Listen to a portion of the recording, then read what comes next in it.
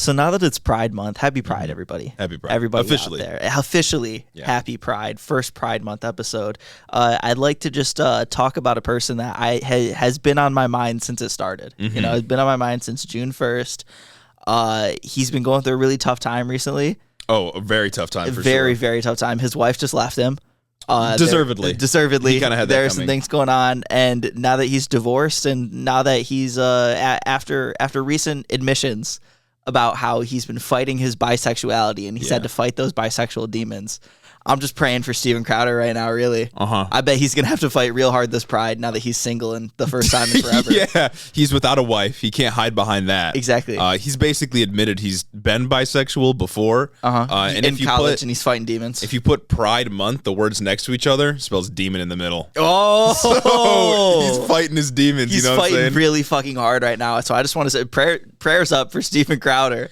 You know what I'm saying? Hopefully they don't get him. Yeah. I mean, you know, I believe in rehabilitation. As a good leftist, of course. Naturally. I don't think we can fix him. He might be too far gone. Yeah. But I'm willing to give him a chance. Yeah. Maybe we can get him just a little bit, just a smidge to the point where his audience is just a little bit less hateful. After all, it is illegal to be straight right now, so I think he's going to be having a tough time. Not that he has an option. His wife left. And see, in honor of Pride Month, and in honor of our 100th episode, we commonly cover trans issues on this show, issues related to being a member of the LGBTQ, just because of everything that the Republican Party is kind of doing against that community right now. But this week, we've decided to give you a break. We decided to give you bad LGBTQ news this week. No bad LGBT news. Only good gay news this week. That's right. You know, we're going to top off the show with just a little bit of a fun federal judge decision. A federal judge rejected the Tennessee drag show ban as unconstitutional. See, yeah, that's good. That's good news. So that's pretty sick, because I think the Tennessee ban was the one where it's like no male, female impersonators in public. Was that you said that was the drag one that just got rejected? Yep. Now, of course, you being a drag queen isn't inherently like LGBTQ, obviously. Yeah. People conflate these things all the time. But Republicans treat them as the same. Exactly. It's a thing used by conservatives to shit on the whole community. And that was just ruled as unconstitutional. So, I mean, we know it's going to get appealed, but... I'll vote to the Supreme Court, and it's going to be a federal drag ban. Exactly. And then next year, when they drop those round of decisions, it's going to be no drag ever. Yeah. But not today. We're only talking about good gay news now. But unfortunately, that's it. This episode is a refuge for you if you've been feeling down about being a member of the LGBTQ, of which many of our audience members are. So this episode's only good news for you. That's right. Bad news generally. Well, only good news for that aspect. That aspect of your identity, yeah, exactly. And next week, though, not so much. You know, speaking of good news for our LGBTQ audience members, or just really anyone that's on the left in this country, I'd be remiss if I did not mention that tomorrow is the anniversary of Ronald Reagan's death. 19th anniversary, I believe. So how timely. I hate him. Pride. Yeah, exactly. So good, bro. It's right on during Pride Month. I always think that's really funny. Of course, a community that he maybe hated the most, or second most, maybe. Yeah, you know, this and if it would have been June or February, it would have been cool either way. So happy Ronald Reagan Death Day to you all. I hope you're celebrating. Happy Pride Month, of course, and we hope this week you can maybe find your inner zen a little bit. Yeah. Next week we'll get back to all the news that's pertaining next week to you. We got to talk about bands, stuff like that, all that. Maybe talk about Matt Walsh and his shenanigans, but not this time. Oh my God, yeah. Not this time.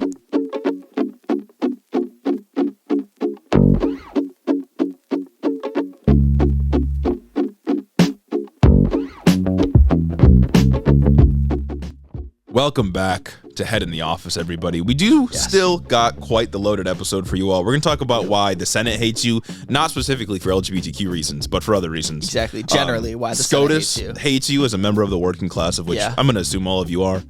Texas hates you, of course. Hates you. But lots of things hating you. Mike Pence hates you. Mike Pence hates you. Well, that might be some LGBTQ news. That's but like, true. Adjacently, you know what I mean? We're sticking to our principles. He hates the working class. We're sticking to our principles here. And, we'll stick. We're men of our word. We said it in the intro. No bad LGBTQ news this week. That's right. We're going to stick to it. We're going to stick to it. We do got a lot to cover, but before we get into it, as always, we'll remind you all, check out the Patreon. We're constantly growing. We just got a bunch of new patrons over the last week, 2 weeks or so. So welcome to the early episode. If this is your first welcome one. To Sunday Supremacists. We're glad you're here. We got here. Episode 100. Episode 100 We're is in big. the triple digits now. Exactly, yeah. We're in the triple digits. No looking back. No one to thank but you guys. We're going to get syndicated. There's going to be reruns on nightly NBC. All the time. We're actually scabs, and we're going to be replacing the late night shows. You know, they're dark right now, running reruns. Not anymore. We're actually taking over. We're gonna write for them. It's crazy to think that for like we've had some deviations. Of course, we've recorded I think once on a Wednesday just because car problems. Right? I think it was because I had COVID. Yeah, COVID's been a problem. There was one day I had COVID and we got a late episode out. But there's been an episode of Head in the Office for every single day for 100 weeks since July 2021. Something That's like pretty crazy. That is an episode nuts. of Hiddo every single week, and we couldn't have done it without you guys. Oh my goodness. And we especially couldn't have done it without the people that allow us to upgrade the studio and pay the bills, of course. So thank you to those that are on Patreon. Thank you to those that listen to us that are joining us now. We love you. We love you. And if you want to support us in other ways, you could always go to the YouTube, TikTok, Instagram, Twitter, Discord. It's all down there in the description. It's all there available for you. Another way you can support us for free, of course, is by leaving us a 5-star review on Apple. You know, we read these every single week. Every week. And last week, we had a bit of a lack. That is true. We only had one last week. We did have another on Instagram that we read, but we've got many to read today. This week, not so much. It looks like y'all heard our call. Yeah. Y'all heard our whining and our complaining and like really got to it. We always love the 5-star reviews, right? It means you guys are enjoying the episodes. It means you guys want to help boost us in the algorithm. I don't know what Apple fucking does with them because we've gotten like 250 5-star reviews and it doesn't still haven't hit new and noteworthy. It's fine, but sometimes y'all like to write us novels, and we read them. We read all of them. And I will. That's what I'm here for. That's what I'm here for. But just know we always love it. First one here is from Jonathan Cassis. Subject line, so good I switched from Android to iPhone just to give these Sigmas a 5-star review. We are helping Apple and their profits right now. Jonathan says, not that they need any more 5-star reviews. We do. If I had to do it to prove my dedication, been a Sunday superstar for a few months now and can 100% assure you it's worth it. So can I. The amount of work Jeremy and Gage do to keep so many entertained and informed is extremely impressive and honestly heartwarming. I started listening regularly around March of 2022, right around the Russia-Ukraine episode. I remember that one. And made sure to listen to their first episode, Biden Fumbling the Bag, to current. And that was Biden Fumbling the Bag, and then there was a parentheses question mark. Because we weren't sure. we weren't as defined. That was episode 1. We're episode 100 now. Exactly. 100 episodes later, here we are. As a mostly gay cis man from Washington State, I would like Jeremy and Gage to be a couple, but I understand and respect who they are, so I won't indoctrinate my woke, perverted lifestyle onto them. On a more serious note, please, people of Washington State, don't let Texas beat us in the Hiddo demographics. It's embarrassing. Where are my woke Washingtonians at for real?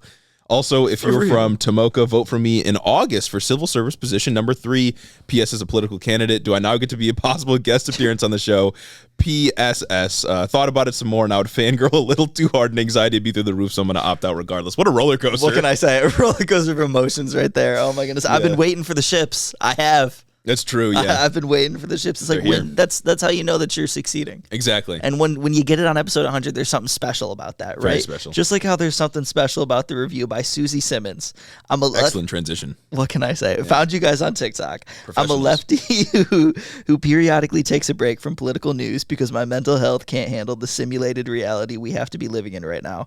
But you guys brought me back into it with your commentary. This show gives me hope that we aren't completely screwed for the future. Keep up the good work, guys. Can I say? Nice. Thank you so much for that review. So much. Next one, thank you guys. Says, as a trans woman that lives in the Bible Belt, the news cycle is very depressing. But you two guys have given me a little hope. I found Hiddo on TikTok and love the way you add comedy into the depressing news cycle.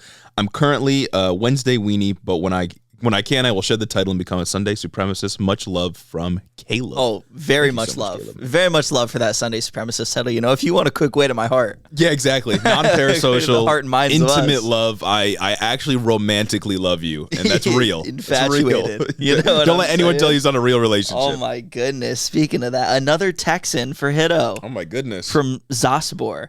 I found this pod earlier this year, and since then I've been listening nonstop. My brothers in Christ have caught me up on the last few years of putridity and reignited my interest in politics with their informed and articulate takes. You know, that's the goal. Precisely. That's the goal. Exactly what we try to do. Being a FedEx courier gives me hours and hours each day to immerse myself in their content, and I've been so hard that after listening to every episode from this year, I went back to their inception and am now halfway through 2022. What a better way to kick out episode 100 than to be all these reviewers saying that they're fully caught up on the content. Exactly. Every episode you watch so many hours of Head in the Office. Jeremy and Gage are my new binge-worthy Netflix show. On God. They are the book I can't put down. Oh my God. The kind that makes you sad when you finish and it leaves you feeling like you don't know what to do with yourself. Well, I'll tell you what you can do with yourself.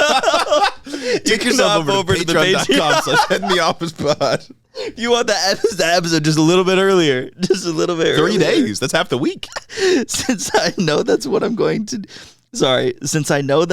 to do when I get caught up, I will be joining the esteemed ranks of the Sunday supremacists in the hopes that at some point we can get 2 weekly episodes in the future. Simply the best geopolitical podcast there is. Also, it's George Orwell, but hopefully you guys know that by now. Or maybe I missed some inside joke along the way. God damn it.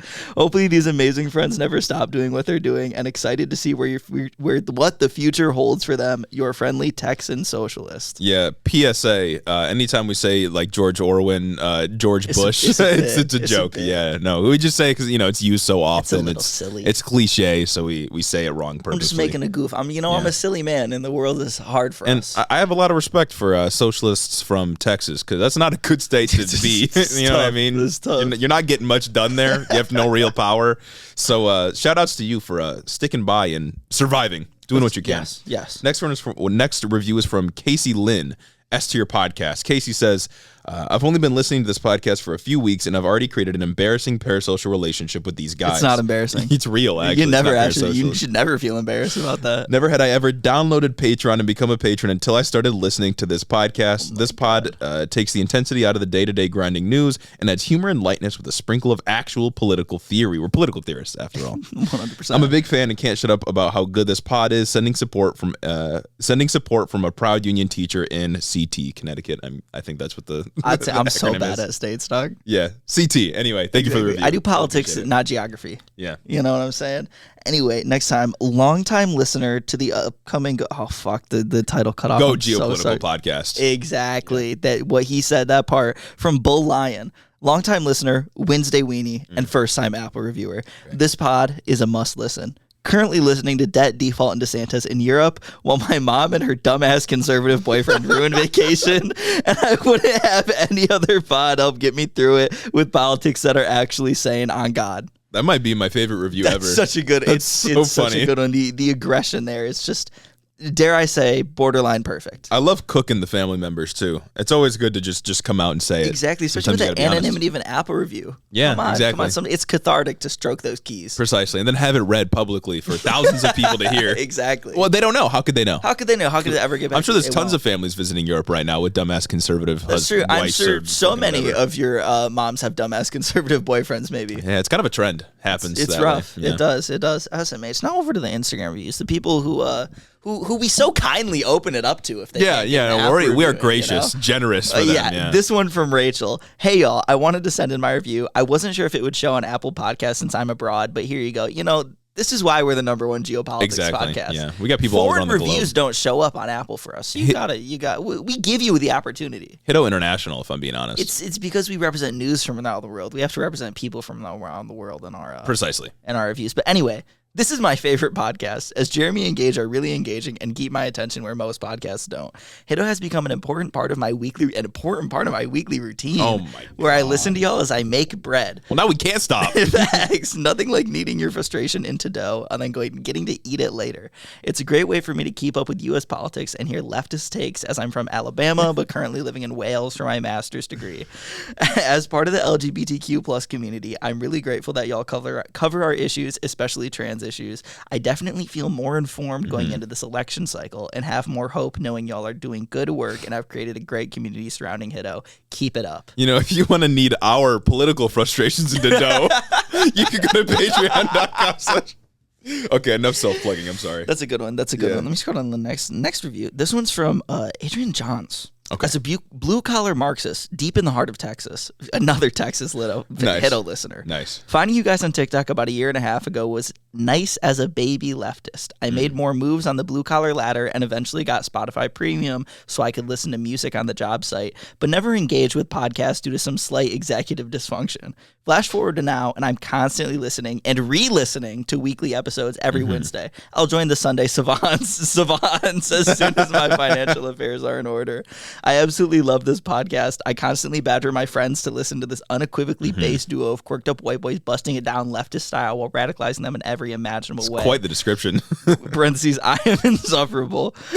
You are doing the Lord's work from one member of the backbone of this country to another. I salute you both. I really hope this was the right way to leave my reviews. I can't recall the process for the Spotify Squadron. You LOL. literally got it. You literally got it. You literally got here. it. Thank you so much for the review. And our final review this week from Katie. Caden Zabel on Instagram. Okay, fine. I guess I'll leave my 5-star review here.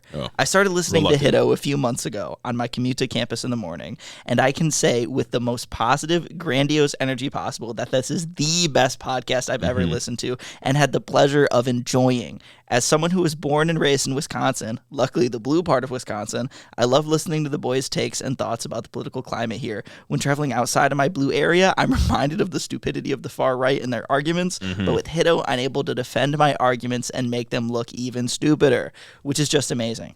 The Hiddo Boys have also fostered an incredibly smart and funny community, which makes this podcast even more enjoyable. I highly recommend this podcast to anyone who wants to be more involved in politics and wants to hear a refreshing take on the hellfire that is the United States government and sometimes geopolitical news too. Wow. Thank you all so much for those reviews. We read every single word of every single review you send us, and we love the kind words. So have to. Couldn't do it without you all. I need it to get through the week, really. Now it's like a drug. Yeah, to kick off episode 100, I think we got to talk about how Armageddon is not happening right now, at least. Yeah, it was really a coin flip to see where we were going to. It was either $1 trillion coin flip, if you will. Either going to be episode 100 was the last episode ever, pretty much, or episode 100 things would be kind of okay. Yeah, and we kind of got the kind of okay, but also kind of like, I don't love this really scenario. High risk, no reward. Yeah. So if you don't know what we're talking about, last week the House and the Senate both passed a debt ceiling deal, paving the way for Joe Biden to sign the law ahead of the June 5th Armageddon date, which I believe he already did sign the law as of today, June 4th.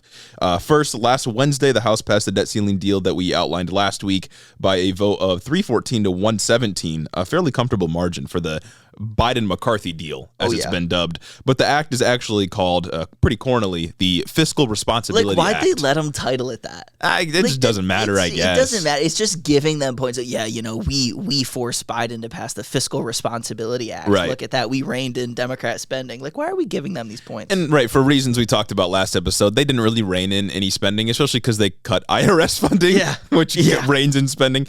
But so that deal passed. 71 Republicans voted against it alongside 46 Democrats for very different reasons, obviously. But there was pretty substantial resistance from both parties in this bill for different reasons, as I said. It's unclear if McCarthy's going to get executed, in parentheses, removed from office for doing this, because some of the farther right elements in the Republican Party are pretty upset with him for what he did, because he passed a bill, or he put up a bill for approval that did pass that didn't really have the cuts that they wanted. So we'll see what happens. Which is also crazy because it's this is all for them. Yep. We didn't really get anything. This is all just strictly for conservatives. And more conservatives voted against it. What's going on? The only thing that Democrats really got, other than moving the debt ceiling out, which already isn't a parameter that we should accept as a means for debate, right? We shouldn't think that's some big success. It shouldn't have happened anyway. We should reject the premise. The one good thing was the welfare reform, which expanded to it wasn't even that good, Larry. It was trading. It was a trade-off. It expanded to include homeless people and veterans in the exemptions from work requirements or something. Added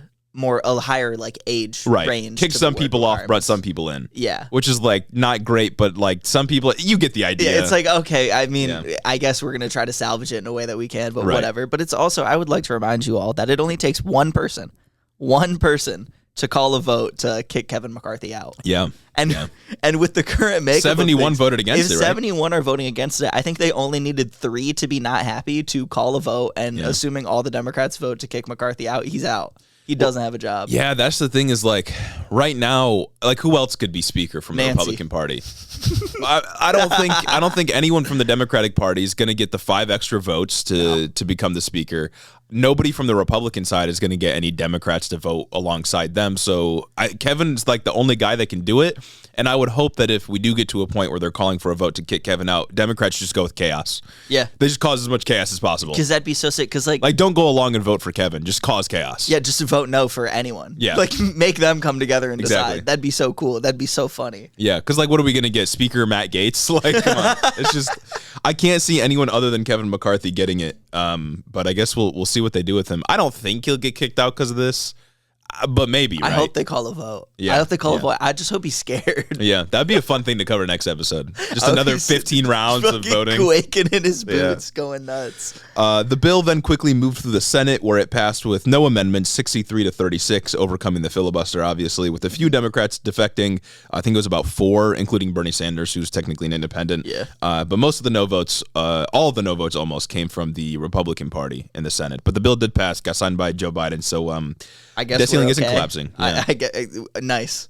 Just as a quick reminder, the bill includes raising the debt ceiling to support borrowing through 2025 or into 2025, so beyond the next election, presidential election.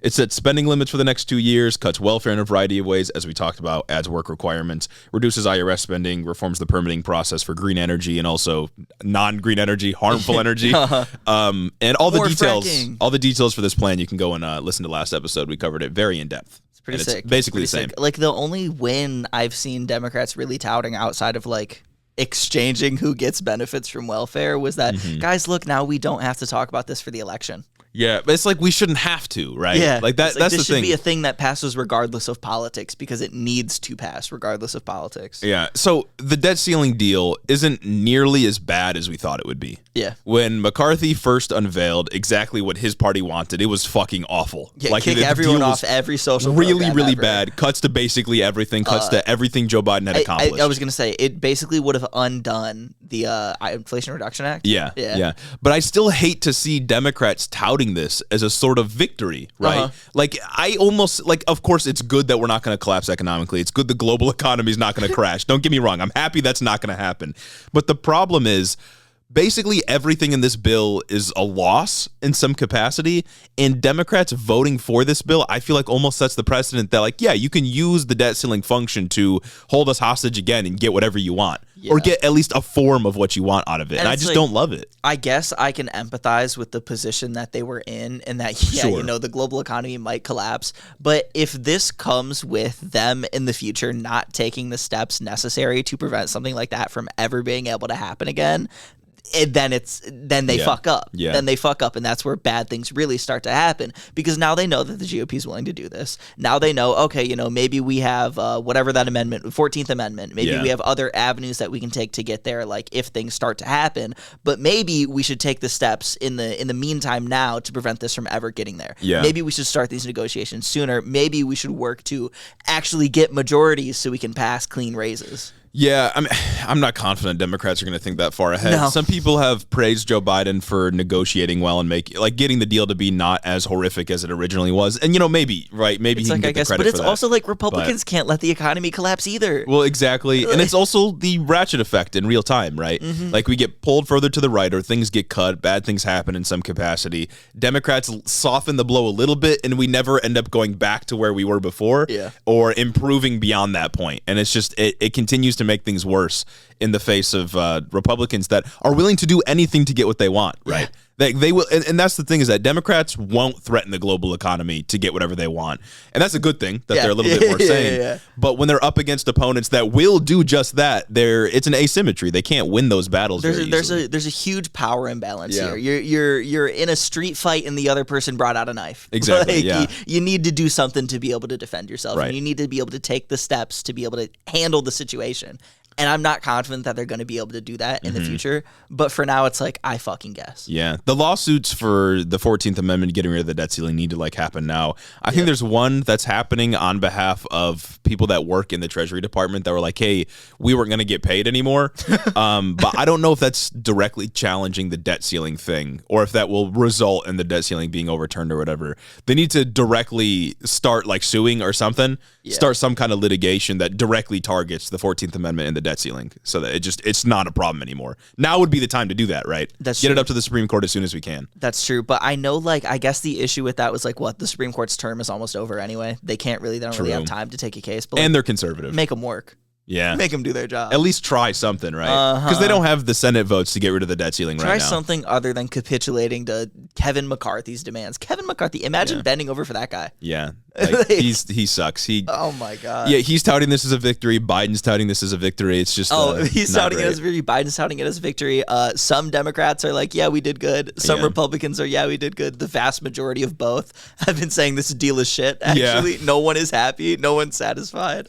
Oh, well, I guess that's how it goes in American politics, right? Awful place. That's what compromise is, after all. Precisely. No one is happy at all. No one gets to be happy. Now, moving on to our next topic. If you were worried that our government might actually be functioning, given that we passed the debt ceiling deal. Yeah, the last one is more about the House being awful. This one, more about the Senate. Yeah, if you were worried that they were doing their job, don't be, because they're not. It's a 1-2 to both chambers right now. Yeah. So last Thursday, the Senate took action to repeal Joe Biden's student debt forgiveness plan. An immensely popular plan, mind you. Really, all this news story is about. It was a 52-46 vote in favor of the bill, with Joe Manchin, Kyrsten Sinema, and John Tester being the Democrats to join the 49 Republicans in knocking the plan down legislatively for no reason other than love of the game, I can assume, it really hurting people. It really is. Of course, Kyrsten switched again, because like Joe's been in the news, but it's like it feels like she wants to be back in the news again. Yeah. It feels like she wants her name to be in and people calling her awful. Right, exactly, yeah. God. From Politico, Manchin said it was, quote, a reckless plan that adds too much to the national debt. And in a statement, he said, quote, it forces hardworking taxpayers who already paid off their loans or did not go to college to shoulder the cost. Oh, yeah. Same old arguments. What a like dope and logical line of thinking when it comes to government-funded programs, social programs, because like I feel the same way, honestly. Yeah. My house has never burnt down in a fire. Precisely. So why should I, as a hardworking taxpayer, have to work to subsidize the fire departments that help other people's homes who burn down in fires? It doesn't make sense. I've never driven on a road in another state before, so I don't know why I should have to help infrastructure development federally. Exactly. Like, why should I have to pay for bridges? What's going on? And like, you may say, like, oh, what if your house accidentally catches fire? I mean, maybe, but you could reduce my taxes. I'm responsible, though. What about people who light their houses on fire, maybe as an act of ignorance? What about people who mess up and light their houses? Why should I have to pay for their mess up, really? Yeah. Or is it that we recognize that these programs, like the fire department, these social programs, are beneficial for society as a whole more than they benefit every individual? Yeah, it's crazy that we have to re-explain like the idea of taxation as a way of like building up collective resources that we all share together and benefit from. It's like, okay, every individual benefits, like doesn't really benefit that much from the fire department, right? But society as a whole benefits so much more. Like the sum is greater than the whole is greater than the sum of its parts here. Right. When we're talking about these things. And I just love how when it comes to like talking about taxes and social programs, the GOP only ever frames cuts and like wasteful spending and things like that in the context of what program, who they can paint as lazy. Yeah. Because again, they're never like fire department budgets are overinflated, guys. Yeah. There's not really many fires. They're just sitting around basically going on vacations. That's never happening. They're never. Why are my tax dollars going to this? They're never looking at police budgets and saying, okay, they're just sitting in neighborhoods and talking and not doing their job. They're just sitting on the highway and not clocking anybody, not doing their fucking job at all. Just dicking around. No, they only look at people that they can paint as lazy. They only look at people who they can paint as irresponsible, and they say what programs are helping them so that they can go and make their cuts and win points in the culture war. It's ridiculous, and you should reject the premise that they're arguing on. You should reject the idea that like you as a taxpayer shouldn't have to pay for social programs because they are beneficial to everyone, especially a program like student debt relief. Exactly. We understand. They always talk about make America great again. They always talk about bringing America back to when we were an economic powerhouse. When we were an economic powerhouse, top marginal tax rate was like 90%. Right? When we were an economic powerhouse, college was cheap and affordable, and pretty much most people could go. And you could get a great job out of college. Now, not really the same thing. It's really hard to go to college. It's hard to get into college, and it's hard to pay for college after you go if you could go in the first place. Yeah, and like student loans were created by the federal government as a means of competing with Russia during the Cold War because we wanted to send more people to college to get an education so that we could compete economically and, of course, militarily, because everything has to do with the military in this country. But now all student loans do is shackle you for like 20, 30 years because you struggle to pay them back, and it keeps you from actually spending money in the economy, which is the source of growth for a capitalist system. So it's not even just about like who's responsible, whose shoulders is it falling on. It's a matter of if the country's going to continue or not. Yeah. Like, what are we doing? It's a matter of like the measures that measure the economy. Yeah. Like frankly, the things that they always talk about are things that would benefit from student debt relief, benefit people having more money in their pockets, stuff like that. Yeah, and that's besides the point that, of course, Joe Biden's student debt forgiveness plan didn't raise taxes on anybody. Like, didn't raise taxes. Nobody's taxes are being raised. It did some pretty good things. Yeah. And it obfuscates the fact that we also just need free college in general. Yeah. Because, again, an educated society can work better and, like, work more and produce things, especially in a society like America when we aren't doing, like, hard manufacturing. Like we're mostly running on like higher end industries like tech, stuff like that. Right. You need a more educated workforce. You need people also, like that to do these things. I feel like when people like Joe Manchin make that argument where it's like, oh, why people that never went to college, didn't choose to go to college, have to shoulder your burden. It's like, would they have chosen to go to college if they could have afforded it though? Yeah. And if they wanted to, I would be happy for my tax dollars to go towards them going to college because that'll make them smarter and give them the ability to do more things. Or give like them I like education. a society where people can do stuff that they want to do without being burdened economically forever. Or even if they don't want to go to college to like, I don't know, get a finance job. They want to go to college to study art and become a more well-rounded human. That's pretty sick too. Culture, right? Like that's culture. That's dope. That's sick. That's pretty cool.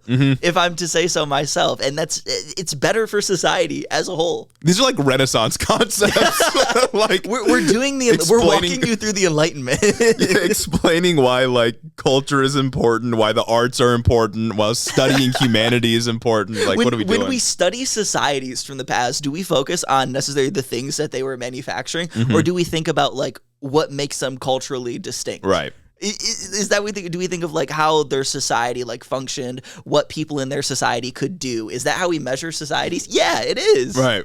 Golly, bro. Yeah, no, it's ridiculous. And of course, Joe Manchin argues it's going to add more to the national debt, which of course it wasn't, because the way we were paying for it in terms of the national debt was with the savings that we got through the Inflation Reduction Act. So actually it's net zero, Joe Manchin. Yeah. And I remember him being pissed about that specifically because it wipes out the savings that we got through the Inflation Reduction Act. But it doesn't add anything, actually. It's almost exact amounts. Did Joe Manchin get his pipeline in the deal? I don't know. Did you hear about that? Did he? There was a pipeline the debt ceiling deal? that he was going to get in the debt ceiling deal that he like wanted to build or something. And it was originally in it. I don't know if it was in it like the final version that Biden is going to sign, but he could have got a fucking oil pipeline out of this. That's crazy. That's what I'm saying. Come on now. As like the cool guy. Oh my God. I hate him so much. Yeah, he's awful. He's terrible. Now, if you're wondering how the Senate got around the filibuster, because you might notice I said 52, it was 52 votes that got this bill passed. Apparently, there's some rule that lets you undo regulations with a simple majority. I feel like they're making stuff up. Cool. Yeah, I did not know about that. What the fuck? I just read it in an article, and I'm like, oh, cool, great. What? Yeah. Why? Yeah, I feel... like one of the Democrats could have filibustered it. Otherwise, I would think they would have to raise the threshold to 60. And that's not what happened. It just got through on 52. But it's like, why is it easier to undo regulation than it is to like make the regulation, you know? Capitalism. the state only exists to help capital, right? Come on, that's ridiculous. Yeah. That's ridiculous. Now, Biden has already pledged to veto this bill that undoes the student debt forgiveness. Yeah, because they won't be able to get a 2/3 majority to override it. Yeah. So it's not going to go into effect. Of course, this is still held up in courts. The idea that Biden can do this at all is held up in courts. So it's not as though he vetoes this bill and then it immediately happens. We're still waiting on that court decision. But this legislation won't pass, meaning that there's still somewhat of a chance. And like, I'm praying for that chance. When it comes to the student debt forgiveness, we see Republicans in both chambers pass a bill that completely wipes out what Biden wanted to do for student debt forgiveness. And they wonder why young people hate them so much. Like, student debt is one of the main things that afflicts young people, especially young students, certainly, in this country, because it is tens of thousands of dollars that we are shackled with economically. It is a major source of stress for so many people, tens of millions of people in this country. And somebody wants to do something about it, and then the Republicans are like, no, you actually should deal with this on your own. Like, what the fuck are we talking about? They go out there. People are are in bad material situations because they're like, fuck, this student debt, it's killing me. It's bleeding me dry, right? And then they go on the news, they open up Facebook, the internet, whatever, and Republicans are touting that, guys, we gutted it. We got it out of there. Yeah. We're not going to help these lazy pieces of shit ever again. Yeah. They're not getting it. They need to work harder. Yeah. Why would they ever vote for you? And they do this at the same time they tell us that we've been indoctrinated into voting for Democrats, and Democrats don't actually have our interests at heart, while they are simultaneously blocking anything from passing that would actually help this generation be successful economically. Like, what are we Of course young people hate you. You don't do anything for young people. You actively tell us that we are entitled, that we're lazy, that we're not doing enough, and then you prevent anything that would actually help us from passing. And that's why young Republicans are so cucked. Yeah, 100%. Especially like Republicans on they're college just wealthy, campus, right? bro. They either just had everything like paid for, not even like scholarships, like they had that shit paid for, like out of pocket by their parents, or something else is going on. Then they're absurdly wealthy, but that's why they're so cucked. Yeah, no, it's crazy to me because I mean I'm a person with student debt, obviously, from the federal government. I don't also have like crazy loans. student debt, but I have student debt. And I'm someone who would have benefited from this. Same. And if I wasn't a political person, and I'm just thinking how I'm going to get by, if I'm going to get a job, if I'm ever going to be able to like buy a home, settle down, something like that.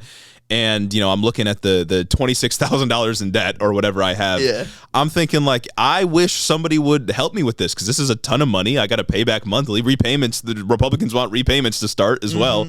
I'm looking at this and thinking like, if somebody stepped in and helped me, I'm voting for them, right? Yeah. If I'm a person that doesn't vote often or doesn't think about voting, I'm voting for the person who's helping me deal with the tens of thousands of dollars in debt that I have that, frankly, students shouldn't have anyway. Yeah, no, it's literally like I'm starting working in like a month and a half, right? And in 5 months, because I've been graduated for a month, I got to start repayment because you only have 6 months after you graduate to get a job and start repaying. Yeah, that's it. You only have a little bit of leniency. So I'm looking at the couple $1,000s that could have been wiped out by this. Like, it'd be pretty cool if that was off my balance and I could pay this down sooner. Exactly, and thankfully there is now income-driven repayments, which I think is 5% of your monthly income goes Something towards like that, it, which is very helpful for a lot of people. But that was also a Joe Biden executive order, along with the larger student debt forgiveness plan, that Republicans didn't want to go into effect. Yeah, and they shit on it when it happened. Yeah.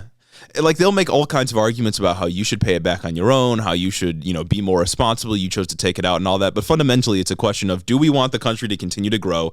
And do students deserve in this day and age to be shackled like this economically? If you aren't wealthy, you have no choice but to take out student debt. Yeah. And if they're going to say that it's a personal responsibility argument that you need to be more responsible, then what they're saying is only wealthy people should be able to go to college. That's fundamentally the argument they're making. And it's also just fundamentally, it's a question of like our hyper individualistic culture. For sure. When we consider anything about like social programs and tax things that would help people. That's really all it is, right? Because like small business subsidies don't, despite us being a small business, a successful small business, they don't really help us, right? Like we're not that kind of small business. But other small businesses are helped a lot by small business subsidies. And I'm fine with that. I'm not mad at my tax dollars or my Michigan tax dollars going to support small businesses that are struggling in the area. Yeah. Because I recognize ultimately this will bring money into the area and benefit me economically in the future. And it's just, I don't know, good for society, good for my community, good for culture even.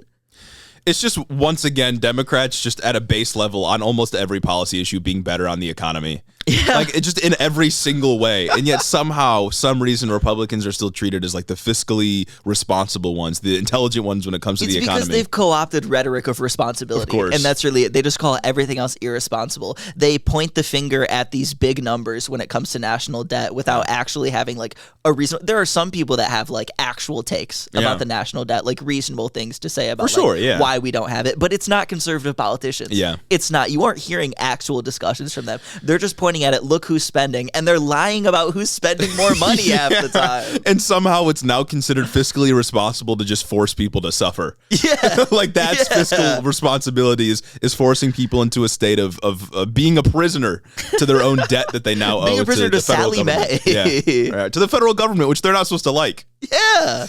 Ridiculous. Anyway, if you thought the Senate was on your side, you're wrong. Maybe that's how we need to tackle the issue, right? In a very libertarian manner, like, wow, you really want these students, people who just want to learn how to, maybe they're getting an economics degree, maybe they're business majors, they're going and learning about the economy. You want them to be shackled to the federal government for the rest of their life? You want them to be beholden to the federal, to be beholden to the exactly. feds. Joe Biden's trying to free them from the steel hand of the federal government. Exactly. And you won't let that happen. The Federal Reserve is squeezing them, squeezing them dry. And if you refuse to pay, who's showing up at your door, right? It's federal agents. Oh, yeah. You want that to happen to the average working American? Stafford himself showing up to your door. Exactly. Bust it down. The IRS agents with their fucking AR-15 and their Humvees rolling up to your house saying, "Where are those?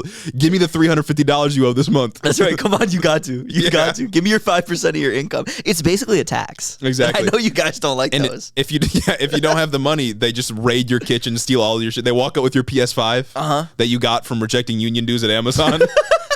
Speaking of unions, we got to talk about another government. See, we've covered the Senate, we've covered the House, we've covered the White House, and now we're going to talk about the other branch of government, Supreme Court. They also hate you this week.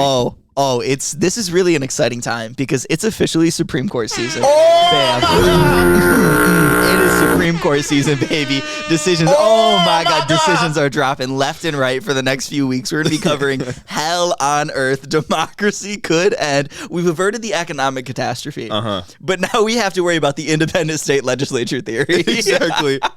And you got to worry about, in this case, for the news that we're covering today, your right to strike, your ability to advocate for yourself in the workplace without having to pay out of pocket on your own. Your for ability to not, damages. I don't know, be a slave to your workplace no matter what, if exactly. anything's going wrong. Your ability to speak out against unfair labor practices. That's what's on the docket today. I mean, so for all of our existence as a podcast, we've been haters of the Supreme Court. 100%. Naturally, we've called for it to be abolished after Roe v. Wade, after all the horrible decisions we've seen out of SCOTUS. I think we were talking about it being abolished before Roe v. Wade, too. When they were like, yeah, you got to evict people. SCOTUS wants you to be homeless. They were like, nope, you got to evict people. We've been on the hate train for SCOTUS for quite the long time, of course. And what better way to celebrate episode 100 than getting back to our roots? Oh, yeah. A return to form, if you will. So we're talking about the Supreme Court today. In a massive blow to labor unions and labor activism, the Supreme Court has ruled, in another god-awful decision, naturally, 8-1. 8-1, that unions can be sued in state court for property damage and even profit loss broadly, which we'll talk about in a second, that occurs during a strike. Now, the exact nature of this property damage is the contention in this case, and I think what we need to highlight, because it has very big implications for really every worker in the country. Pretty much anyone who wants to strike. Yeah. So here's how the story goes.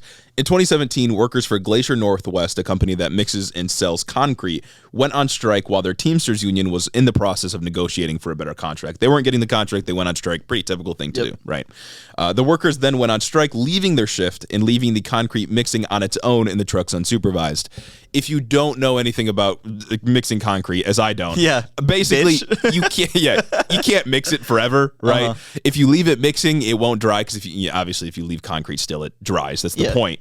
If you leave it's always tumbling. It's always spinning so that it doesn't dry and you can pour it out. But you can't do that forever. Eventually, it'll go bad. The trucks themselves were fine once they went on strike. They were salvaged. Like the trucks were not damaged, but the concrete was lost. You can't use it after a certain point. So that was an actual loss for the company. Big whoop. And it's crazy because in the things that I read about this, it was framed as if the trucks were damaged. Yeah, and they aren't. Their trucks are fine. In some of the wording in the decisions, it was phrased as if the trucks were maliciously damaged. Yeah. Like they intended to do it. Yeah. I think the idea is that they're saying the workers intended to harm the trucks or could have harmed the trucks, which is true, but they were saved by people that came on shift and were not striking at the time. So the trucks are fine. The concrete was lost, though, to be clear. And that's where the lawsuit comes in from Glacier Northwest. Basically, they're suing the workers during the strike and the union itself for the value of the lost concrete.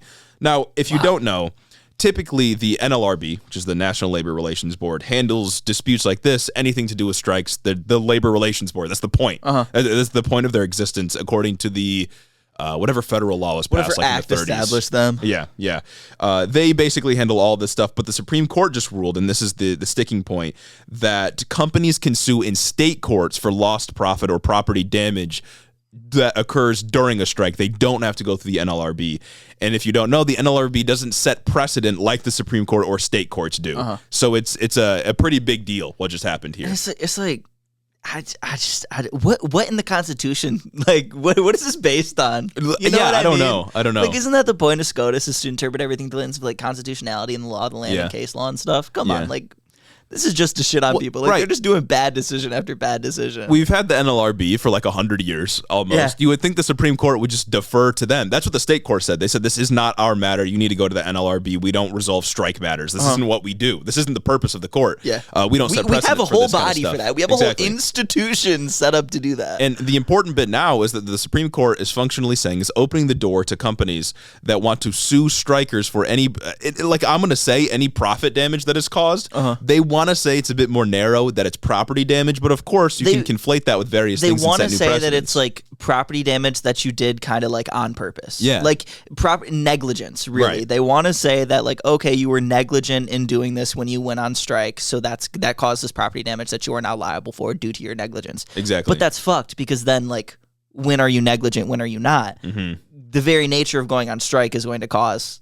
property damage. And that's the key, right? Yeah. Is that the point of a strike is to cause a loss in profits. And if you work for any company, if your job entails items that can go bad, like concrete or food or really anything else that can expire, then can you just not strike? Yeah. Because you could be held responsible for the loss of value of those items that went bad because you weren't working with them, right? If you're not serving food because you're on strike with your restaurant workers or whatever, that food's not going to be usable after a while. It can't be saved forever. So can you be sued for that value? And that completely undermines your actual ability to strike, because then you got to pay all these lawsuit bills. It's almost like it's using language of extremes in a way that allows it to be extrapolated further than I don't want to say than what's intended, because I don't want to be charitable to the court. Of course. But allows things to be extrapolated more generally, right? Because it's like, if you say oh, I went on strike and I just smashed all the fucking windows in my workplace. Obviously, that's like, all right, you kind of fucked up there. But that's not really a function of the strike. But if you say are a restaurant worker and you go on strike and you walk out of your shift, are you now liable for all the food that goes bad if you strike for 2 weeks? Right. Are you liable for all of that? Or if you're a maintenance worker and you go on strike and all of a sudden there's a maintenance breakdown, right? Are you responsible for that? Are you liable for it because that was like the function of your job or something like that? Or if a strike is authorized while you're working on a new IT system, right? Are you then fucked if you don't finish it and things like can't get finished? Yeah. That's shitty, and that seems like that's where this is going to go, and it's fundamentally bullshit, because those things happening are the only power that workers have. Right, it's directly related to your work, of course. The threat of food expiring is what would make you want to negotiate with workers. Precisely, The threat of maintenance workers going on strike when maintenance needs to happen is, this maintenance isn't going to happen, I'm going to lose more money. And of course there's got to be limitations, like if you can't go in and like burn your workplace down during a strike, like obviously you'll get charged with that. For the random conservatives that come in here of course, like there's going to be limitations. You can't intentionally like burn a building down, right? Yeah. But yeah, if the loss of profit is directly related to your unwillingness to work, then why is it that companies would be able to sue you for the loss in profit? Because that is the point of a strike. You don't have a right to strike at that point, if that's the precedent that's being set, if that's exactly what's going to happen. Like, they need to be careful in doing, well, I guess they needed to be careful in saying that there needs to be actual malice attributed to whatever, like, loss of profit happened. But even then, it gets fucked, because, like, what is malice? Right. Can you say that workers are maliciously striking? Well, yeah, well, that's kind of the point. They're going to say that, like, the strike itself, choosing to go on strike, is the act of malice. Yeah. Like, because actually, that's you're not going on strike because of actual, like, labor discrepancies. You're going on strike because you don't like me. Yeah. Well, and we can quote straight from Amy Coney Barrett. She issued the majority opinion on this, where she said, quote, the union's actions not only resulted in the destruction of all the concrete Glacier had prepared that day, they also posed a risk of foreseeable, aggravated, and imminent harm to Glacier's trucks. So she is ruling on the side of the company, saying that they did this on purpose, that they intentionally harmed the trucks and the actual item that was going to expire, the concrete. So, like, it's exactly what we said. Like, you just don't have a right to strike at that point. And it's also like, okay, do you go on strike and make sure that you get your work done before you strike? Right. Isn't that, like, antithetical to the idea of walking out? Yeah. You got to check with them first just to make sure it's okay. Sorry, guys, can I walk out now? Actually, I need you to finish that report before you go on strike. Oh, you're right, boss. Yeah, or I'm going to sue you in state court. Yeah, my bad. Also, in Justice Barrett's opinion, she said, quote, the union took affirmative steps to endanger Glacier's property rather than reasonable precautions to mitigate the risk. The conduct at issue is arguably not protected by the National Labor Relations Act, which is the one that passed quite a long time ago. Oh, the which one is that just established the NLRB. Yeah. But they didn't like to defer to the NLRB at first. Yeah. They want to cite it without actually fully, engaging with the law. Once again, the conservative justice is issuing the stupidest fucking opinion on the planet that I could write a better opinion than. They didn't have to take up this decision. No. They had to have done it again for the love of the game. Mm-hmm. For the love of the game. The one dissenting justice was Ketanji Brown Jackson. She issued the dissent, and there was some speculation that the two other liberal justices didn't side with her because if they did, then a more extreme version of the majority opinion would have passed, written by like Alito or Thomas or something like that, Clarence Thomas. And the majority opinion, is that what determines like the case law? Right, determines the precedent, which is like, I haven't seen any direct evidence for this, but that's the speculation, which like, if that's the case, fine, because they're going to lose anyway. You know what? I wouldn't be surprised if they didn't and Clarence wrote that opinion. Right. You can't strike anymore. Right. Yeah, you're never getting Clarence Thomas, you're never getting Alito, right? So maybe that's the idea, but we did get a dissenting opinion, and Justice Jackson said in it, quote, "In my view, doing that places a significant burden on the employees' exercise of their statutory right to strike, unjustifiably undermining Congress's intent. Workers are not indentured servants, bound to continue laboring until any planned work stoppage would be as painless as possible for their master." Which is basically what our critique is here. Because, like, with that, it's like, yeah, there's obviously better times for your employer to strike than other times. Sure. But that's not the point of a strike. That's antithetical to what a strike is. You as the worker want to strike at the worst possible time for your employer. Because you want to do that damage. You need that power. You want to push that lever. Well, and that's exactly my point, is that the more liberal view, right, is that strikes hurt profit, and that's the point, and that's kind of where it ends. Yeah. But if we're taking this further to the left, it's this idea that collective action and strikes generally are the only way of workers exercising power over their employers. Otherwise, they have no leverage. It's their only real way of creating leverage because the relationship between employer and employee is totally asymmetrical. The employer can do whatever they want. They have all legal power. They are imbued with the power of the state to do whatever they want to their workers. Especially in like an at-will employment state where they can just fire you for whatever reason. The only power that employees have is over the profit that they produce through their labor. So by making workers responsible for the loss of profit, they have no means of advocating for themselves. They have no means of flexing power. It does, as Justice Jackson just said, make them into servants. You can't do anything at that point. Yeah. Like structurally, you have no power at all if they can charge you for every loss of profit that you cause to them, because then they have no real incentive to bend to you and listen to your needs, right? Yeah, it's like, oh my God, guys, can I rebel today? No, maybe tomorrow's going to work out better for that. Yeah. Can I do anarchy today? No, maybe next week. Once you get these things done, and then we could do that. We'll give you a little more work now so you can make up for not working next week, and then you'll be okay. Yeah, it does really remind me of like people, the discourse during like 2020, and they were like, if you want to do a BLM protest, you need to ask the police first to make sure they think it's okay. It's like, what? That's not the point. I'm gonna work with Minneapolis PD to organize a protest. Like they're like the problem right now, right? Like I'm kind of working against them. Yeah. Now, of course, this isn't the first time that the Supreme Court has sided with business interest over strikers or workers. That's actually the norm throughout history. Yeah. Don't forget, of course, that SCOTUS several times blocked federal legislation to end child labor in this country before it was finally outlawed. But that took quite a while. SCOTUS is great. SCOTUS was just in the way for quite a long time. But what really gets me is like, if we're talking historically, if there wasn't ever property damage throughout the labor movement from the 1800s and 1900s, then children would still be in the coal mines, right? Yeah. Like, strikers used to beat the shit out of scabs as they tried to go on the job. Strikers used to literally go to war. Yeah. And I'm not saying that people should be hurt in strikes today contemporarily, but like, again, kids would still be in the coal mines had strikers not been that extreme in the past. Yeah. And this completely undermines the power that workers have to make things happen. Without a little bit of labor militancy, we wouldn't be where we are today and enjoy the freedoms that we enjoy today. Yeah. And like the fundamental idea is that whatever property loss is going to happen is infinitely less valuable than the well-being of another human being, right? Yeah. Like obviously the human's more important than whatever property is going to be damaged. And that's fundamentally the take from the left. It's like, I don't care. Like you could lose hundreds of millions of dollars in profit, but if the trade-off is that workers are just subjected to the worst conditions, then yeah, I want you to lose the money, right? Humans are more important than the money. 100%. Yeah. 100% every single time. Yeah. It's a bit silly. And this is minor, but one thing that I saw is that Biden didn't take a side in the Supreme Court case before the decision was released.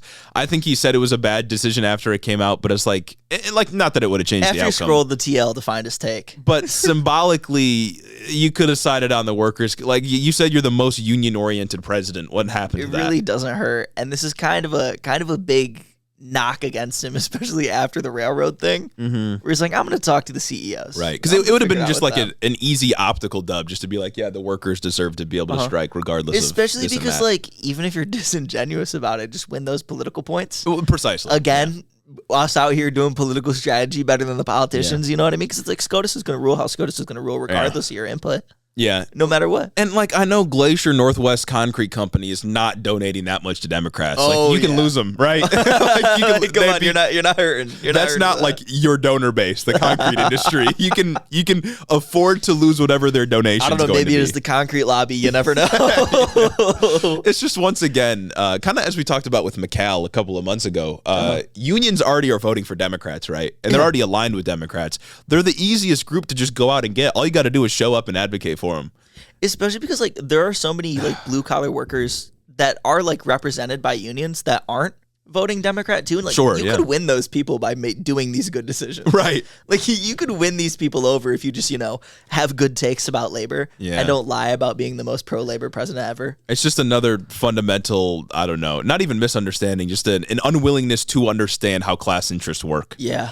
Just refusing to just help people, I guess. I don't know. Like, there's no other way to phrase it. It's just this decision is horrible, sets an awful precedent, and I can only imagine it's going to mean more strikers getting sued for the profit loss they cause. So that's pretty sick. Yeah. Speaking of strikers, though. Oh, yeah. Speaking of us being pro-labor and things that are pro-labor, right? We're going to be talking about some New York hospital strike. A New York hospital strike that just happened. Okay. So while we're on the topic, the first doctor strike to happen in 30 years in New York just happened at Mount Sinai's Elmhurst Hospital, a hospital that serves one of the most diverse communities in the country. Okay. Right? Okay. 100. Let them cook. Exactly. Let them cook. 130 resident doctors striked for 3 days. They walked out. Yeah. They just walked out pretty sick, right? Is it illegal for them to do that? I know in a lot. Okay. It turns out. So I was reading up a little bit about, like, doctor strikes and stuff, just because I was confused. So I thought they couldn't. Yeah. Like, I thought things like that couldn't happen. But no, most of the reason why doctors, maybe there are some, like, legal aspects, like when they can do a strike. And you can't walk out in the middle of surgery. You know what I'm saying? Like Hippocratic oath stuff like that. But most doctors, only 7% of doctors are represented by a union because most doctors work as independent contractors for hospitals. Yeah. Okay. That makes sense. So they just contract them out. They're not actually staff, but residents, like doctors in training, are staffed at hospitals. So there are more resident unions. I think there's a vote to unionize at a hospital in Boston, big hospital in Boston. And if they win that vote, it'll represent a record high, like, percent of union membership amongst residents ever.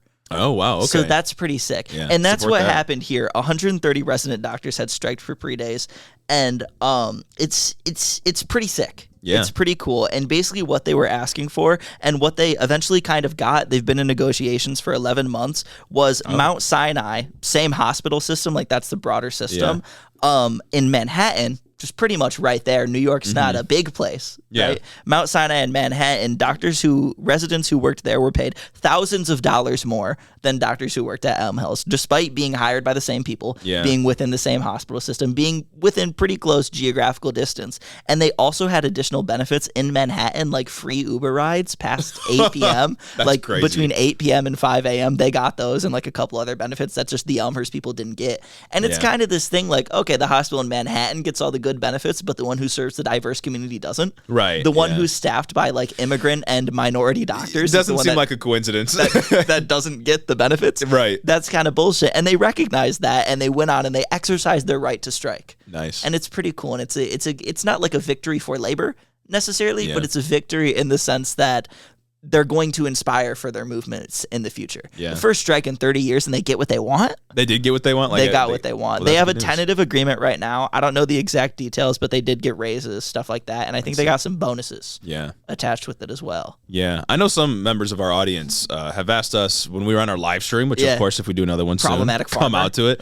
But a couple of people were talking to us about like starting labor movements in their workplace. So of course, be careful, naturally. Be careful. And keep in mind, of course, that most labor actions, most collective action fails because it's just so hard to be successful. And it usually takes about a year to organize. Right. But I do always love to see when they just happen to work out. Yeah. In the employer's cave, because they're your enemy. They are your enemy. They are structurally opposed to you in terms of your well-being. So got to fight back, and I like to see it. It's good to see. I do like to see it. Another interesting thing I read about just like resident doctors and unions that they form, I think I read it on the Political article talking about this, was that at Mount Sinai, they actively discourage unionization kind of by paying non-union residents more. I thought that was illegal.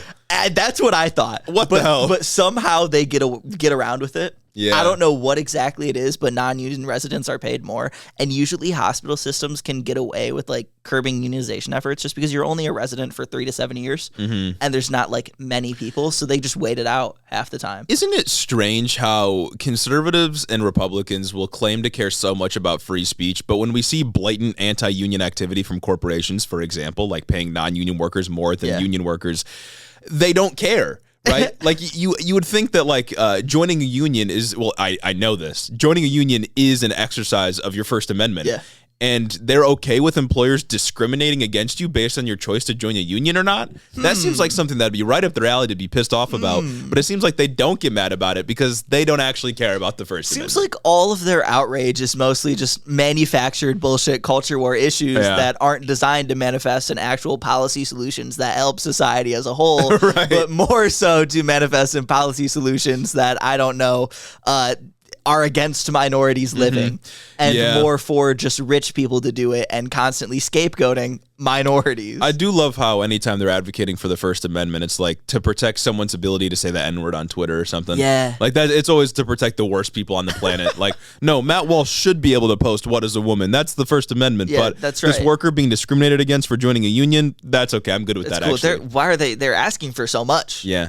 You know, unions are communism. So, you know, and the left doesn't even know what a woman is. You know, unions can be really corrupt. Yeah. So that's why we should get rid of them. Nobody else can be corrupt. Nothing else can be corrupt. Just unions, though. Only the things that help people. Sometimes unions can be corrupt. What a fun little story. We're only dubs this episode. Only dubs. Love SCOTUS. Love Congress. Moving on to our last news story of the week. Kind of funny, just like a last note. All of the like arms of government that we've covered this episode just doing bad things. Yeah. But the one thing we did cover where workers actually, take a stance and get things back is the good thing. Yeah. Yeah. You see where we are aligned ideologically. We're against the state. I don't hide it. Yeah. Yeah, exactly. Golly, bro. We really did make our way around the federal government today. We did. What was the only thing we didn't hit? We hit the executive. We hit all legislative. of them. Oh my God. And we hit the judicial. Yeah. That's This is a crazy. comprehensive political podcast. We're serious political commentators. Yes, we are. Yeah. The only thing we didn't hit is the globe. Yeah, that's true. Maybe we got to get back on some geopolitical news. Lots of stuff happens in the world. I'm sure we can find something. Exactly, yeah. I'm sure. Oh, I did see something earlier. Something about like a Chinese boat got too close to one of our boats. Oh, great. World War III, maybe? Yeah, and people are like, oh, this is an act of aggression. I don't know anything. Armageddon of a different color, you know what I'm saying? Exactly. So maybe we're just going to trade one Armageddon for another. I don't know. We were right about Armageddon, but just we weren't right about the source, you know what I'm saying? Exactly. It's like the monkey's paw. Yeah. Well, if we want to talk about some funny news to run out the episode, we got to talk about some election news and cover some potential announcements that might be coming or probably are coming this week. Confirm some announcements we talked about before and talk about new ones. Yeah. So first off, I have a headline from NPR that says, quote, Mike Pence expected to announce 2024 run for president. Apparently, some sources close to the evangelical man himself have confirmed that he is expected to announce on Wednesday of this week, June 7th, in Iowa. So that's crazy. Pretty crazy. Because, like, who is this for? That's my question, too. They wanted to kill him. They wanted to kill him. So- like, I would be reluctant because so many people enter races like this just to get a shot at VP.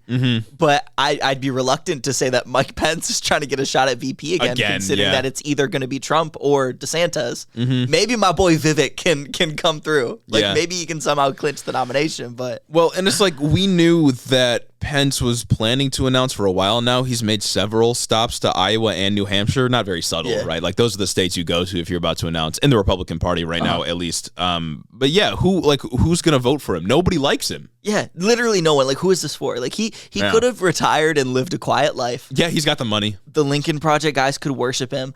Like, weirdly moderate conservatives love him. Even Democrats. Even Democrats love him. They praise him for stood up. Doing the bare minimum. He didn't overthrow democracy, as it Woo, were. Yeah. Let's go. Despite... Never mind. This is only a good gay news episode. I won't get into it. So from NPR, they said, quote, in a November 2022 interview with NPR's Steve Inskeep, Pence said to draw his presidency boils down to a sense of service. He said he believes that people want to get back to policies he and Trump championed during their time in office, a strong military, conservative courts, support for allies, and standing up to enemies. So like some normal politicking, I guess. Trump doesn't like you. Yeah. None of Trump's base likes you. Like, who likes you more than someone else? Yeah. Because I feel like the people that would like Mike Pence are going for DeSantis. Yeah, well, yeah, exactly right. I don't see any room for a non-Trump or an alternative to Trump lane that Ron DeSantis isn't already, for the most part, occupying. Not that he's doing a good job by any stretch of the imagination, but they haven't really done enough to get around Ron DeSantis as a candidate. And if I were Ron DeSantis, I'd be trying to squash all of them to make it just a 1v1 Trump versus him. That's the only way he can win, right? Yeah. Is by getting rid of everyone else. Because they're all occupying that same lane. It's either Trump or not Trump. That's the dichotomy right now. They're just going to spoil him. Yeah. Like, they're just going to play spoiler. Yeah. So like that's so cool. I mean, I'd love to see him try. Yeah. Well, for sure. He'll be fun to have on the debate stage. Gotta commend the effort. I get like him and Trump on the debate stage. What the fuck is that gonna look like? He'd be there like, actually, just touting Trump's achievements. Yeah. So this brings us up to 10 total announced candidates, plus one guy we'll talk about in a moment brings us up to 11. Okay. But we got quite the field developing here for some debates that should be happening in a couple of months. Yeah. So that's pretty exciting. The other expected announcement we have this week, though, is Chris Christie, who we've been talking about for a little while. Oh, my goodness. Who seemingly has been waiting for a long time to announce. But NPR reports that his is supposed to happen on Tuesday of this week. He plans to announce in New Hampshire, which is a nice little difference between him and Mike Conversion Therapy Pence. I'm sorry I brought it up. Sorry, I had to. It's a part of his character. Do it. It's like his thing, Yeah. We've all got a thing, and that's his, Can't knock it. I love how futile all of this is, right? Like, it just That's what I was matter. just about to say. Like, Chris Christie, Mike Pence, again, these guys all occupy the same lane. God, I wonder, like, can you, like, embezzle campaign funds or some shit? Like, is that what this is? Yeah, man. I don't know if they're all just campaigning for a VP spot or they're just trying to hype up a book deal or something. You can't fucking do that. Well, Mike Pence can't. Chris Christie can't either because he's promised that he's going to go as hard on Trump as possible, quote unquote. Oh, sick. And so who's he? Ron DeSantis VP? The DeSantis Christie ticket? Yeah. Like, that's not going to happen. He's got two first names. It doesn't work. I don't know what they're trying to accomplish. It just does not matter. Even like Tim Scott, who again, as we've said before, in a regular political environment, maybe is a real contender in this kind of election. Rick but Scott? He just isn't. Yeah. Well, no, Tim Scott. Tim Scott from South Carolina. Not Rick Scott. Crazy, both of them. So both bald men. You know how it goes. Both Scotts. Yeah. It's so silly. It's so silly, but it's heating up. There's got to be a way that they can get some money out of it. Yeah. Because it costs a lot. Like, it's stressful to run a campaign. Mm-hmm. And it's like, time consuming. What are they doing? Are they trying to? We're running to bring the right more center. That's not a winning message. It's not going to win now. That's not a winning message. It's not like you can be like, because like left wing candidates can come in to like the Democratic primary and be like, yeah, we want to try and like Bernie, we want to try and force the person who's probably going to win, or Marianne Williamson, kind of. Yeah. We want to try and force the person who's more likely to win to adopt more like left wing positions, like actual leftist positions. Bring them better. Bring them back. Yeah. You can't do that on the right. You can only do that on the right if you're going far right. Yeah, I don't know what they're trying to accomplish, especially because the two front runners are just about as far right as you can get at the moment, right? Yeah. Ron DeSantis wants to be a Nazi. They're at the farthest of the right. That's Donald like Trump, nationally acceptable. Donald Trump was like the catalyst for a lot of the right-wing populism we see today. I don't see how they go like to the left, right? And that's been Ron DeSantis' critique of Donald Trump lately. Is he's like, oh, to run against me, Donald Trump has moved closer to Joe Biden, further to the left. I don't know if that's a message that's going to sell to anybody. No, he's just making fun of you. Yeah. Donald Trump is not adopting more left-wing positions. In fact, Donald Trump is adopting your positions, which is the bonkers thing, right? Like, he's adopting the positions that Ron DeSantis popularized through his legislative action in Florida, but he's not moving left. He's just bullying you. Well, even Trump pushed back on wokeness. Did you see that?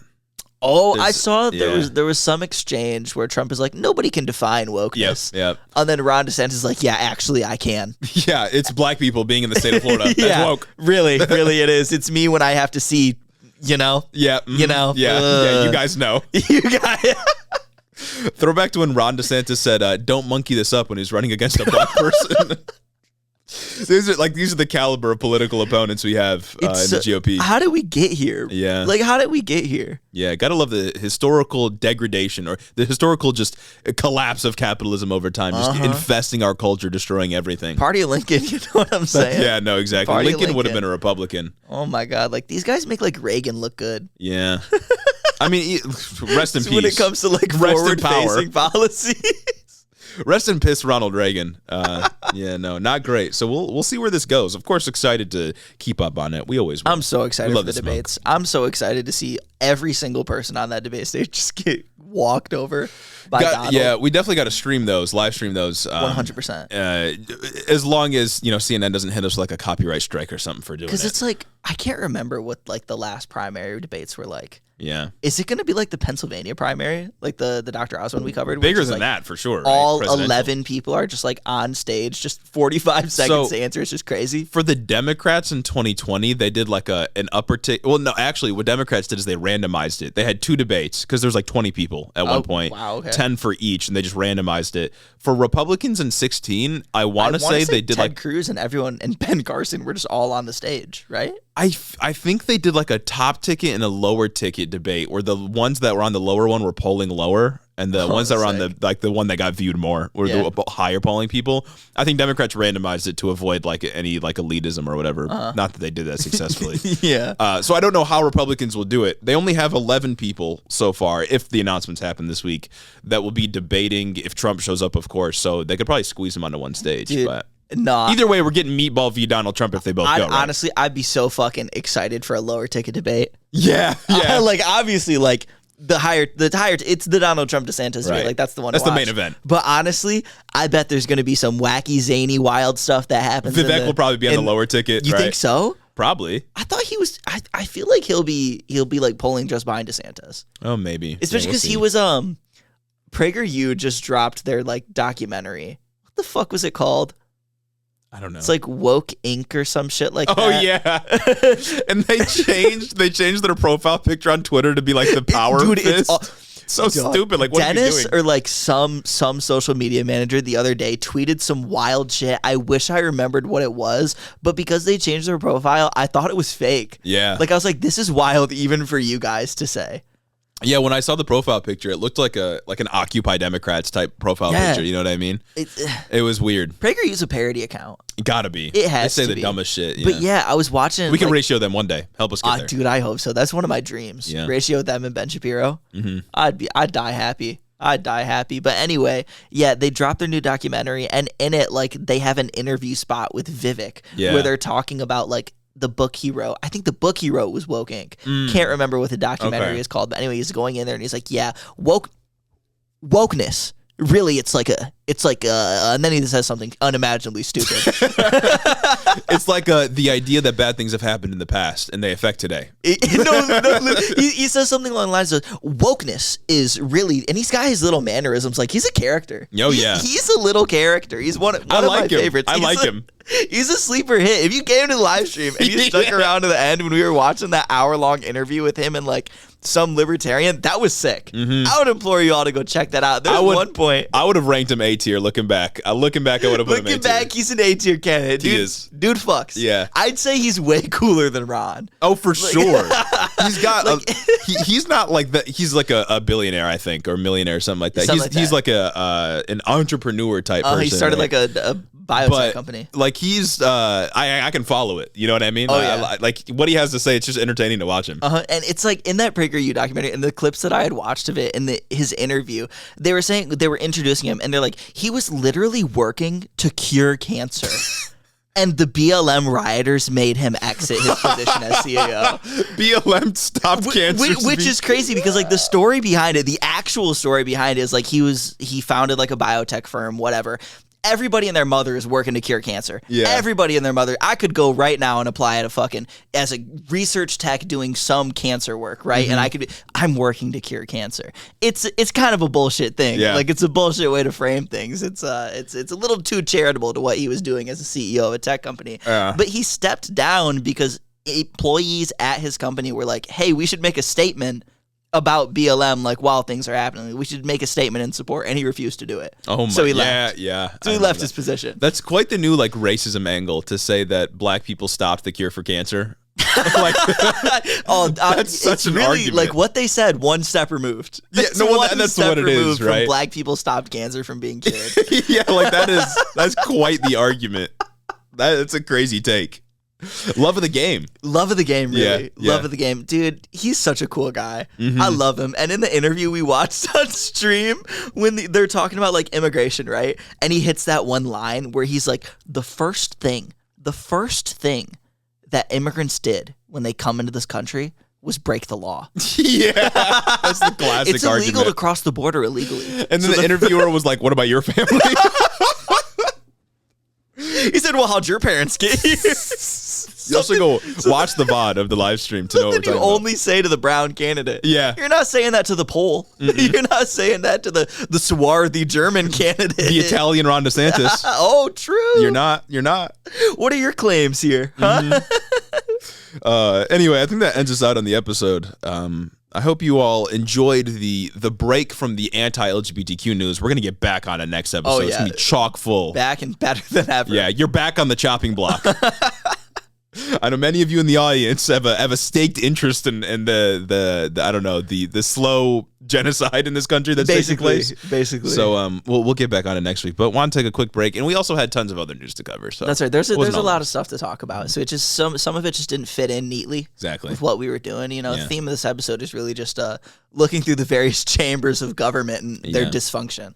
Yeah. Given that it's Pride Month, if you're going to any like Pride events, stay safe out Pride there. rallies, of course, be safe. Don't bring weapons, for the love of God. Don't escalate things like that.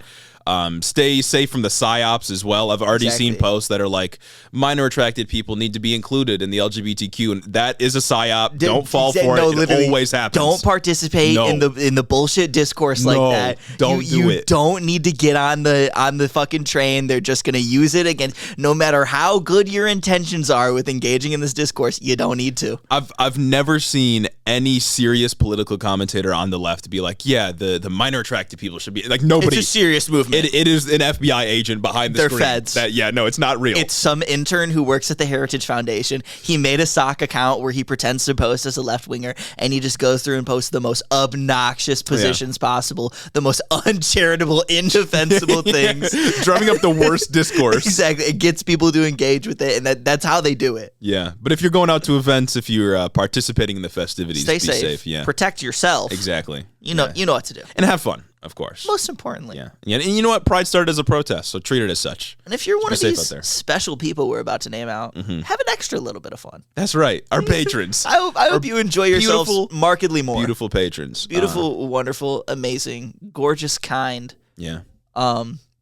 Yeah. Incredible. You want to start us off? Incredible patrons. And I'll start us off here with Cricket Scrapbook Layouts, Nikki Nine Lives, Caden Kraut, Lord T the Radiant, Chris the Postman, Christy Beck, Talia Kotz, 40% Spite, Andrew Harris, Mike Japlinski, Mattias T, Omar Zuno, Clayton LaFed, Mark Yeager, Sarah McRoberts, Dylan B, Kaz, Caleb Joy, Jim Bobbs, Carl D, Rich Toro, Tari, Gavin Mayer Maldonado, Hunter W, Fergalaki, Max Vasquez, Jacob Rogers, Colton Mooberry, Fixer Punk, Jim Egbers, Jeff Muzzin, Fuzzy, Bagel Burrito, Cincy Alex, Bread, Joe Stenstrom, Adrian Sandoval, Chloe Sam 601, Colleen Cutts, Timothy Espinosa, Gregory Isn't My Name, Veryuk, Jennifer DeVoe, Big Bird Titty, Crawfishin', Bennett Bennington III, Alexia Benanti, Nitch, Big Booty Beatdown, Moises T, Sam Maloney, Two-Headed Boy, Jeremy Cadright, Ben Shapiro's boyfriend, Jonathan Cassis, Luke O'Shea, Cucker Tarlson, Daniel Jackson, The Word of Microsoft, Jennifer Sines, Aaron's Gundams, Darth Father, Aiden Taylor, Corey Chambers, Sewer Snack, Ellie N, Heidi Osgood, John Glover, Weed Thief 69, Devin Hatchard, Retro Mondo, Meatball Minion, Emma the Dude Slayer, Claire McMillan, Breezy B, Elijah Murray, Veronica, aka V, Raxon, Ash Smith, The Grotler, Magic Ian 95, Flower Clown, Jasper Hingaras, Beetlebugs, Three Crows in a trench coat, Lonnie Rogers, Slavic and Sapphic, Casey Lynn Kelly, Snake Eyes, AK Gone, Iquana Don, Zach Lation, Info Russell, and my mom. Thank you all for supporting the show on Patreon. Thank you to all of those that have been with us for 100 episodes. Oh my goodness. Thank you to those that have joined recently and got us to 100. We couldn't do it without anyone you. who's hopped on this journey at any point. Exactly. Oh my goodness. Here's to 100 more. Thank you for listening to the episode, and we'll see you all next week. Have a great week.